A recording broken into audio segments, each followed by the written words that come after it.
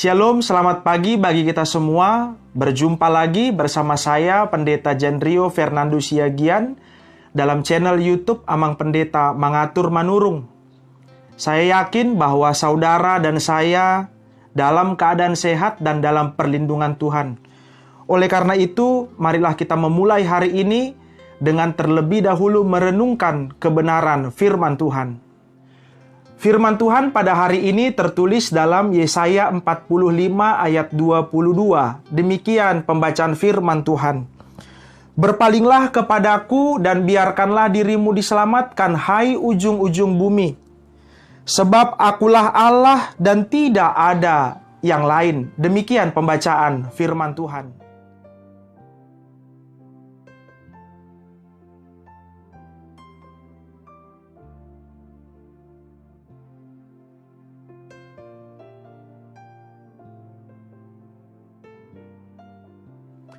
Biasanya kita terkagum-kagum atau tercengang dengan hal-hal yang baru atau penemuan yang baru, utamanya di bidang teknologi informasi, teknologi industri, dan juga teknologi medis. Sikap orang percaya seharusnya mensyukuri hal tersebut sebagai berkat anugerah penciptaan dan pemeliharaan Tuhan. Akan tetapi tidak sedikit juga yang justru menjadikan penemuan-penemuan baru itu sebagai ilah-ilah yang baru, yang mungkin kita tidak sembah secara langsung, tapi hidup kita seakan-akan melekat, tidak terpisahkan darinya, lalu kita memalingkan pandangan kita dan fokus hidup kita kepada hal-hal tersebut. Padahal, fokus dan arah hidup orang percaya haruslah kepada Tuhan Sang Pencipta dan Pemelihara. Firman Tuhan pada hari ini sangat unik dan menarik. Tuhan meminta umat Israel untuk berpaling kepadanya, atau dalam terjemahan bahasa aslinya, kembali kepadanya. Ketika itu memang mereka sedang berada dalam negeri pembuangan. Mereka dibuang, dihukum oleh Allah karena umat itu justru memalingkan pandangannya kepada ilah-ilah lain. Padahal sangat jelas dalam perjalanan sejarah dan juga perjalanan iman bangsa itu bahwa hanya Tuhanlah satu-satunya yang menciptakan mereka, menyelamatkan mereka, memelihara mereka, tapi mereka justru memilih ilah yang lain. Sehingga ketika seruan berpaling ini diperdengarkan, sesungguhnya Tuhan sedang mengingatkan mereka bahwa pelanggaran terbesar mereka adalah berpaling kepada ilah lain dan kekuatan selain Tuhan. Sehingga satu-satunya cara agar mereka selamat dan terbebas dari pembuangan justru adalah berpaling atau kembali kepada Tuhan, bukan kepada ilah yang lain. Memang kecemburuan Tuhan sangat terasa dalam keseluruhan perjanjian lama.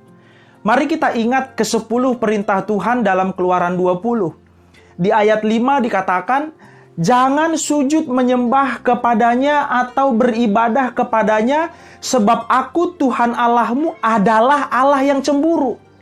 Ikatan hubungan Tuhan dengan umat dalam perjanjian lama, demikian juga ikatan antara Yesus Sang Kepala Gereja dengan gereja dalam perjanjian baru sering digambarkan seperti ikatan suami dan istri.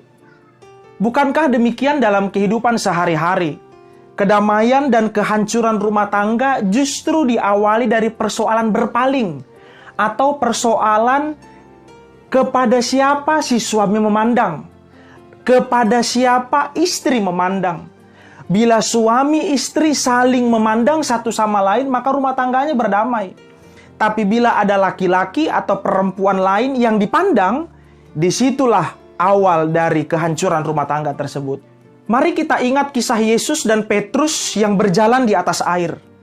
Ketika Petrus terkagum-kagum, terfokus dan hanya memandang kepada Yesus secara utuh dan penuh, Petrus bisa berjalan di atas air dan ia selamat.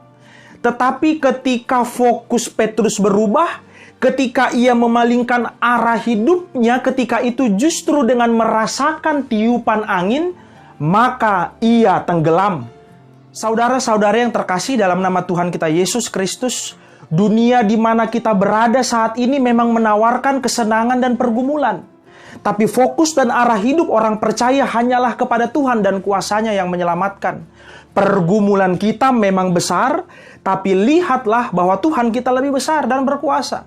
Kesenangan dunia ini memang nikmat, tapi hanya sesaat dan mungkin sesat. Lihatlah Tuhan Yesus yang telah mati dan bangkit bagimu dan bagiku, memberikan kehidupan yang kekal di sorga. Marilah kita berdoa. Tuhan, kami ingin kembali kepadamu.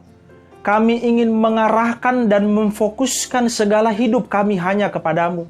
Sehingga keselamatan yang Engkau kerjakan di dalam Yesus Kristus anakmu dalam kuasa Roh-Mu yang kudus itu boleh kami rasakan dalam perjalanan hidup kami hari ini, besok, dan sampai selama-lamanya. Amin.